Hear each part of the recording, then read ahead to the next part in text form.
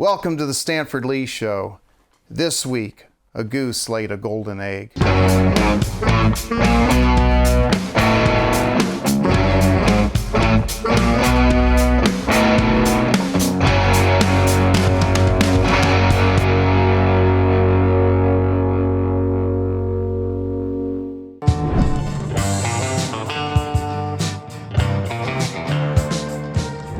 When we look to artists for inspiration, Dali is just that artist, at least for me. His vision was so vivid, but you've got to understand surrealism, and I'm not going to get into an art lecture here, but surrealism could be summed up as, I heard one person tell it as, really bad art that came out of Dadaism and World War I. It was really strange. It was kind of a antagonistic, satirical art form that celebrated absurdity, and that led to dreams and really vivid imagery for those that recognize surrealism as the art of Marguerite or the art of Salvador Dali. Like maybe you recognize the persistence of memory and the melting clocks. It's exciting to see imagery so vivid, and it's hard to understand how his peers at the time really didn't appreciate it so much. And I think that the public probably, in a way, appreciated it more because they could embrace something that was so strange and dreamlike and familiar. Let me take you to a place here. So think of Dali as a member of a radical surrealist group. And this is a time during the revolution in Spain, during civil unrest. And he was basically with a bunch of radical art students that were, running around, and they were just as involved in politics as they were art. And typically, half of them had a lot of money and came from good families. And Dali came from a respectable family. And something about his talent was unusual, and I think that his peers recognized it. But he made two mistakes. He, first of all, had an affair with the leader of the surrealist group's wife. That's probably a no-no right there. And secondly, he painted this absurd painting of Lenin. And they were just crazy about radical politics and communism, I guess you would call it. And that quickly got him booted out of the woke art club, basically, the surrealist group. And he went on and had to find a way to go after his fortunes. And I think that that's when it started to, for him, turn around. He had met the right woman, Gala, that was in his life and could inspire him. And he also was able to vividly unhinge these really incredible visions from his mind and share them with a broader audience. Even if they didn't understand his greatness yet, they could appreciate it. So what was it about Dali coming from a radical group of artists and diving into this lifestyle of lavishness and wealth? How did he actually achieve that, to make that leap that so many people dream about, I guess? And in some ways, I think that we kind of vicariously enjoy ourselves through celebrities. And I think that Dali was definitely a celebrity, and he far surpassed probably anybody's expectations, except maybe Gala's, that was able to take that genius of Dali's and be able to magnify it and focus it and send it out into the world. There was a book by Robert Greene, 48 Laws of Power, and it talks about one of the laws is to be able to be great at making spectacles, that true leaders and people of power should be able to have that in their arsenal of tools. And he was spectacular at that. And I could just name three right off. First of all is, imagine going to give a conference or a talk, and people are expecting this serious lecture. You show up in a diving suit, and unexpected, you get it's like one of those old ones, like in the, 5,000 Leagues Under the Sea or something. I mean, it's terrible. I'd get claustrophobic. But basically, like showing up in a deep sea diving suit and suffocating on stage. I mean, they literally had to unscrew this helmet around his head, and he was convulsing and gasping and passing out. And there you have it. It was fantastic. It was news. It was something spectacular that people thought was one of his antics. You know, they, I guess in a way, became, you know, excited by, well, what's he going to do next? What, you know, crazy, you know, prank is he going to do today? And it's kind of like he had this talent of memes, which is very contemporary in Dali, I think. He could make something absurd and memorable. Remember Yoko Ono? She was that woman that would scream and sit around the studio while John Lennon made music. I mean, she's very talented in her own right. You know, maybe she broke up the Beatles, I don't know, but you know, really cool. She wanted to buy something from Dali, and I understand why Dali was suspicious. It's like she wanted like an actual hair from his mustache, and I guess being familiar with witchcraft, it's like, well, you have to wonder, what's she gonna do with it? Dali thought she was a witch, you know, like she's gonna take the hair and, you know, do some spell with it or something. And you know, maybe it's just, you know, kind of silly, but, you know, I guess you can't be too careful. He decided, well, you know, for $10,000, well, he goes out in the lawn, gets a blade of grass and puts it in a special little case and, you know, sells it to her, you know, basically. So, I mean, I guess, you know, sometimes people deserve what, you know, what they ask for. And it was kind of clever. I mean, that was a spectacle, you know, a conceptual spectacle, I guess. Like, it was just ridiculous. Better yet is taking a Rolls-Royce Phantom II that he borrowed and driving it all the way to Paris from Spain to give a lecture. Okay, so here's the thing. The whole vehicle is filled with a half ton of cauliflower. I mean, it's like vegetables everywhere. Okay, he gives us some explanation about the logarithmic spirals and the majesty of the cauliflower is like the sunflower and the logarithmic spiral. And no, believe me, there is some validity to that, but I mean, it's like people are just like, oh, this is just a stunt, you know, and rightfully so.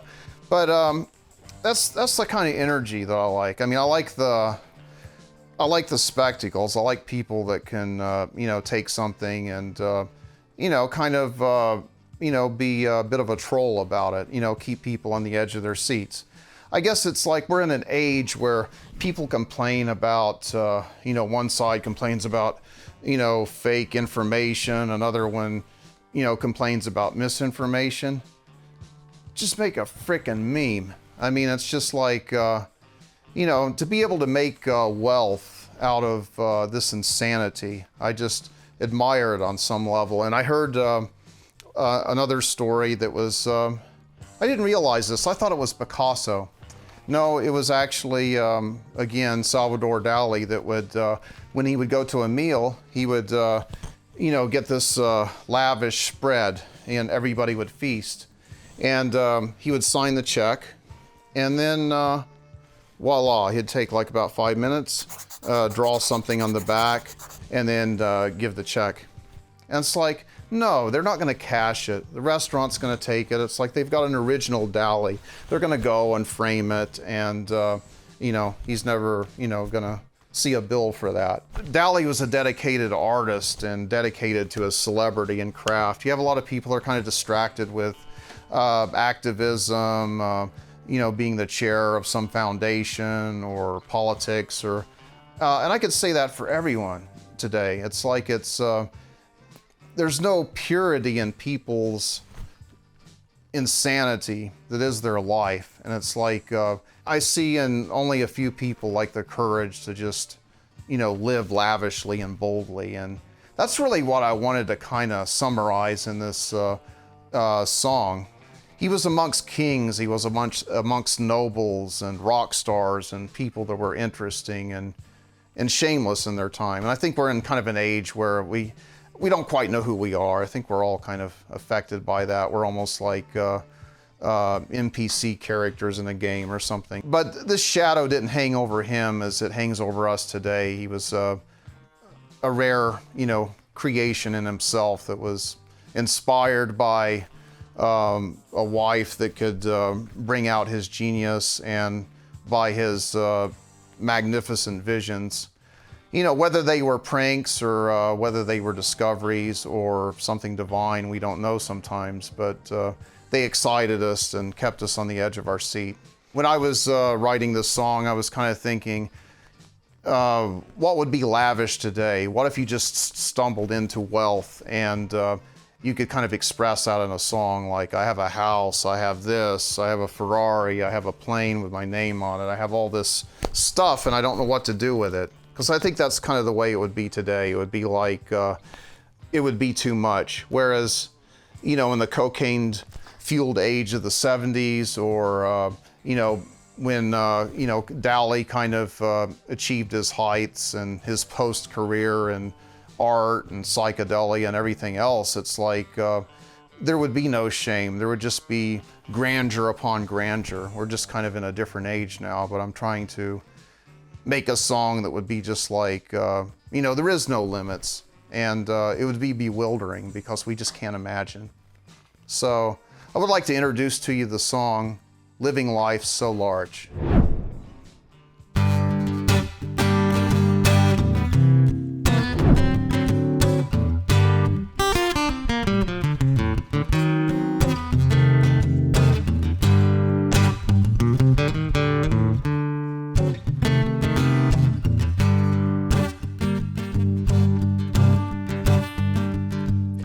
I've got a house with a swimming pool and I don't believe it's real.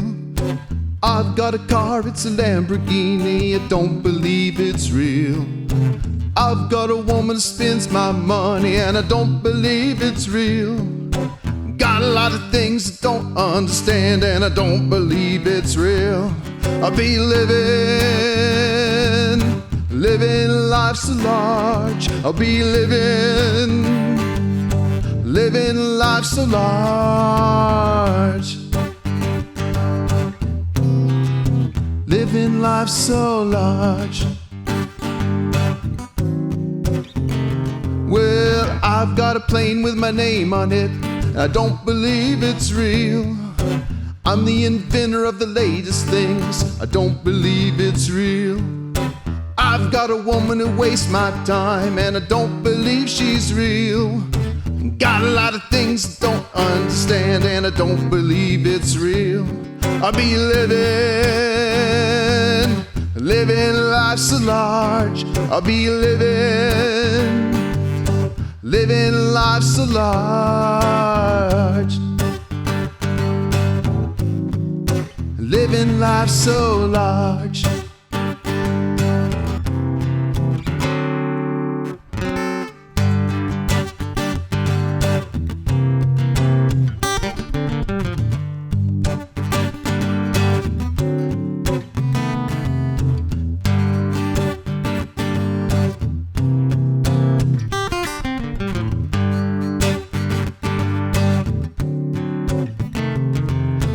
I've got a yacht with a party on it and I don't believe it's real.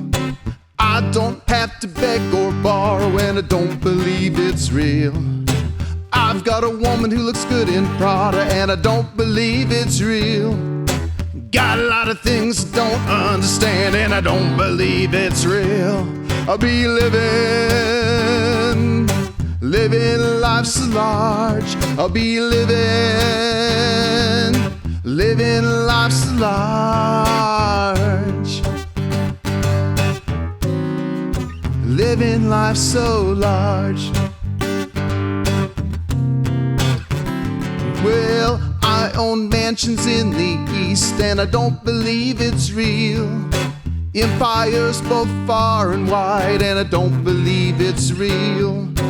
I've got a woman who runs the show and I don't believe it's real. Got a lot of things I don't understand, and I don't believe it's real. Oh, I'll be living life so large. I'll be living life so large. Living life so large. Living life so large. I'll be living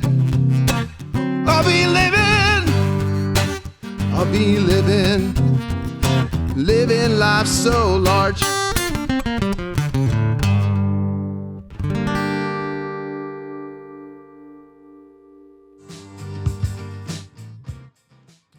Yeah, so tell me, what did you think of Salvador Dali? Yeah, go ahead and share your comments. I'd like to know. And look for the new single, Living Life So Large. I hope you enjoyed. And I'll see you next time on the Stanford Lee Show.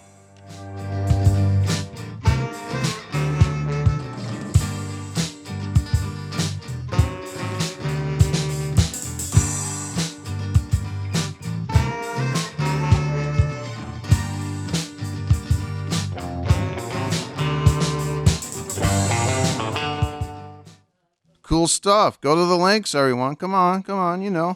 Bam, bam, and bam. All right.